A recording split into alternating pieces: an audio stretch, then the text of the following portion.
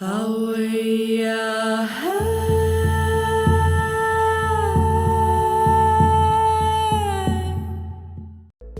risk of nuclear war has increased dramatically in the past years as the United States and Russia have abandoned long-standing nuclear arms control treaties, started to develop new kinds of nuclear weapons, and expanded the circumstances in which they might use them.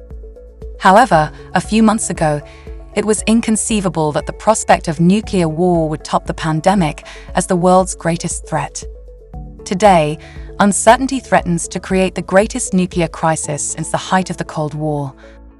And the risk of a nuclear war is low, but not zero, experts say. How would such a war unfold? According to two different simulations made by independent research teams, a nuclear war between the US and Russia would result in more than 90 million people dead and injured within the first few hours of the conflict, and would plunge the world into a nuclear winter for at least 10 years. Titled Plan A, the first of these simulations was published in 2019 by Princeton University's Science and Global Security Program, and stands today as tensions between Russia and NATO allies ratchet up and could quickly escalate into nuclear war.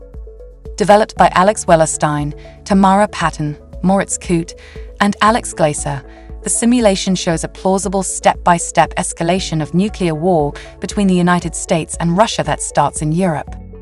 It is based on a plausible escalating war between the United States and Russia using realistic nuclear force postures, targets, and fatality estimates. The immediate fatalities and casualties in each phase of the conflict were determined using data from NUKEMAP, an online visualization tool developed by Wellerstein at the Stevens Institute of Technology. In Plan A, conventional warfare escalates into nuclear warfare when Russia launches a nuclear warning shot from a base near Kaliningrad to stop NATO advancement. NATO forces then respond by launching a single tactical nuclear strike. As the nuclear threshold is crossed, the simulation finds, fighting escalates to a tactical nuclear war in Europe. At that point, Russia would send 300 warheads to NATO bases and advancing troops. NATO would respond by sending about 180 tactical nuclear weapons to Russia in an equally devastating retaliation. The simulation shows, in this phase, about 2.6 million immediate casualties over 3 hours. With Europe destroyed, NATO launches a strategic nuclear strike toward Russia's nuclear arsenals, 600 warheads in total. Before losing its weapon systems, Russia responds with missiles launched from silos, mobile vehicles, and submarines, causing 3.4 more million casualties in 4 to 5 minutes. To inhibit the other side's recovery, Russia and NATO then use submarines to target each other's 30 most populated cities, resulting in 85.3 million more immediate casualties in only 4 to 5 minutes. In under 5 hours, the nuclear exchanges would cause 34.1 million deaths and 57.4 million injuries, a total of 91.5 casualties. But deaths from nuclear fallout and other long-term effects would significantly increase this estimate.